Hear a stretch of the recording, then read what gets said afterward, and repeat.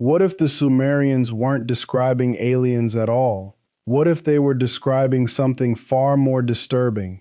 Something that happened right here on Earth, in the dark corners of their own civilization, and we've been misinterpreting their message for thousands of years because we were looking at the wrong question entirely.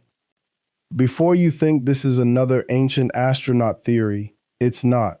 This is about how a civilization might have documented something deeply unsettling that happened within their own society. And it's about how we, modern people obsessed with extraterrestrial explanations, might be running away from a darker possibility that's been hiding in plain sight for 5,000 years.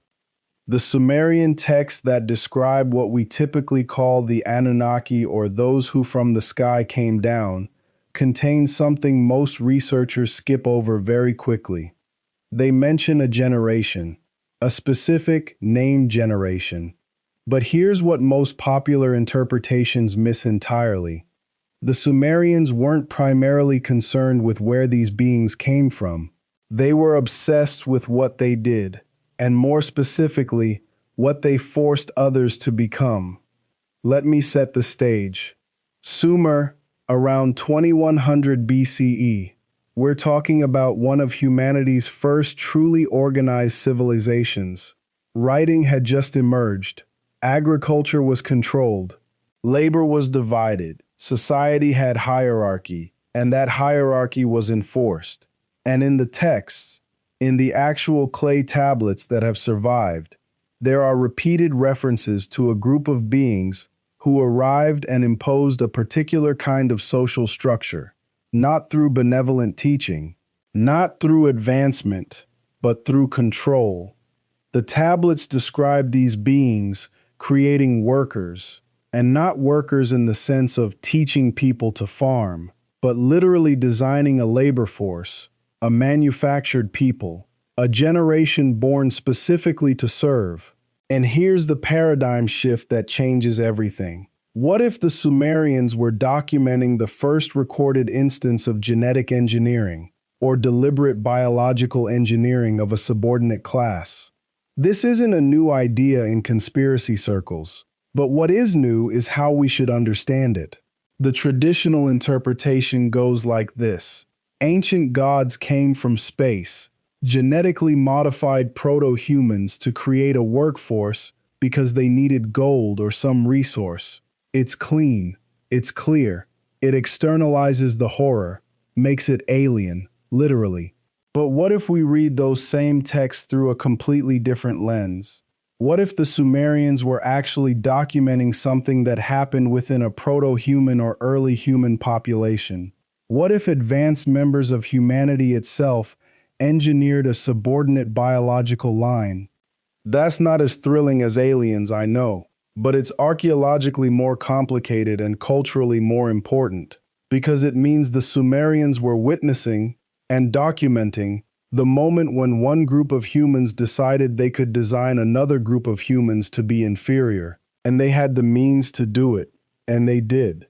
The tablets use a specific phrase that recurs in multiple sources. Different scholars translate it differently, but the core meaning is consistent. The ones who came to be without permission, not slaves who were captured or conquered, but beings who were literally brought into existence for a specific purpose, born without agency, born without choice, born already assigned to servitude. Now, here's where it gets genuinely disturbing, and why I think this interpretation has been avoided by mainstream archaeology. If the Sumerians were documenting the deliberate biological engineering of a subordinate class, that means they were witnessing, or perhaps participating in, something that borders on what we would now call crimes against humanity, and they knew it. The language of the tablets isn't neutral. It's not clinical. It's weighted with a kind of grim acknowledgement. The scholars who have worked deeply with these texts note something peculiar. The Sumerians kept incredibly detailed records, laws, ledgers, genealogies. But the records of the created ones are different. They're sparse, almost deliberately unclear, as if And this is speculation, but educated speculation. The civilization was uncomfortable documenting the specifics of what had been done. It's a kind of ancient bureaucratic evasion. The same way governments throughout history have minimized uncomfortable truths in official documents. If this interpretation is correct, and I'm not saying it definitively is, because archaeology rarely permits definitive conclusions, then what the Sumerians were documenting wasn't a visitation. It was a crime, a technological crime. The moment when one group of humans decided they had the knowledge to unmake the humanity of another group, and then did it, and then kept records about it, but in a way that deliberately obscured the details. This raises a question that should make us genuinely uncomfortable. If this happened in ancient Sumer, why do we assume it never happened again? Why do we treat it as a one-time phenomenon rather than a possible pattern in human history?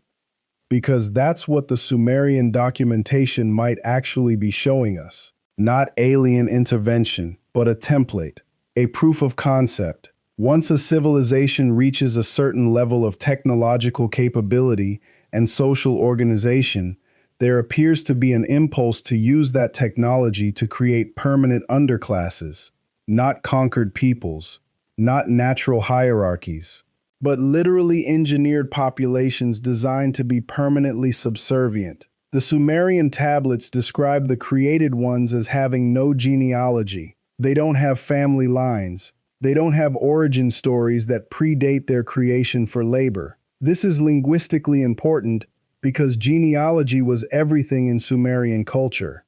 To have no genealogy wasn't just a gap in the record, it was a deliberate erasure of personhood.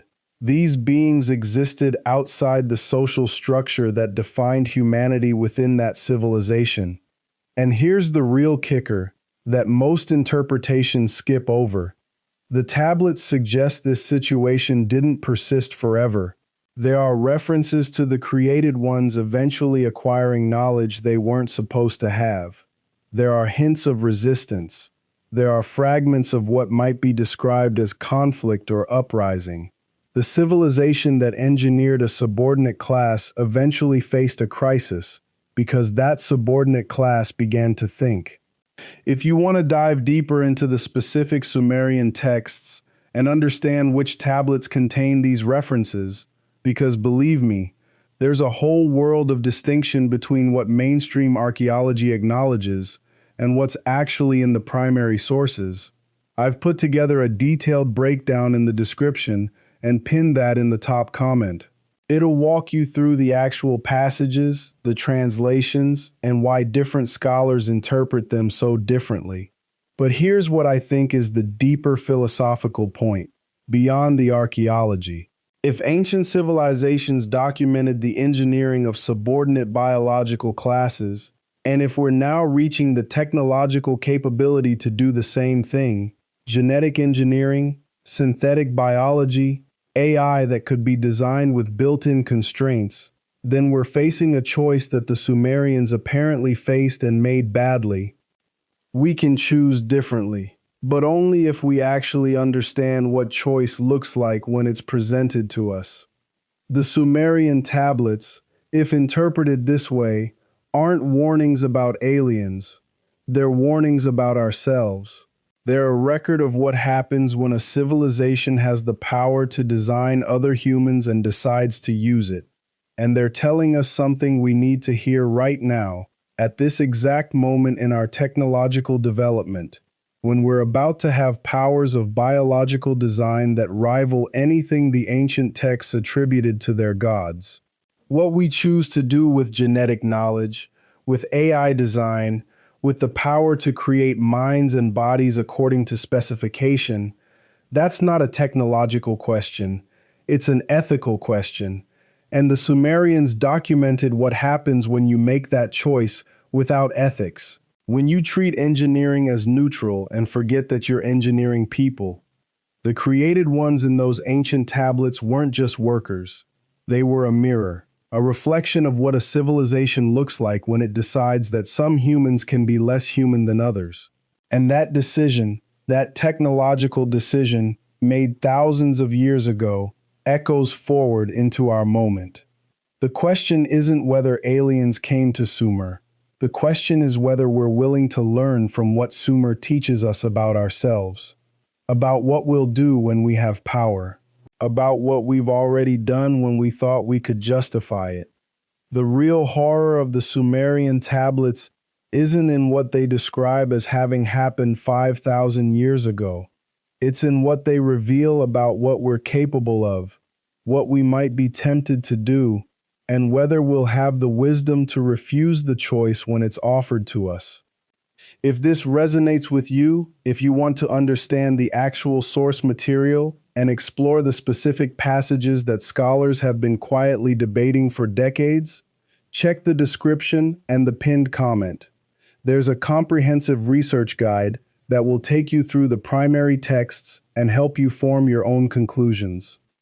This is the kind of history that changes how you see yourself and your civilization, the kind of knowledge that sits with you, the kind that forces you to think differently about progress, power, and choice.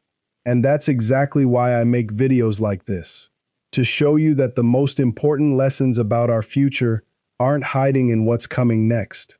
They're hidden in what already happened, waiting for us to finally understand what it means. Thank you so much for diving deep into this with me today. This kind of exploration, really wrestling with uncomfortable questions and following the evidence wherever it leads, that's what this channel is all about. If this made you think, if it challenged something you believed, or opened a new question in your mind, please subscribe and hit the notification bell so you never miss when we drop a new investigation. The world is stranger and more thoughtful than most people realize, and I'd love to have you with us as we continue exploring it together.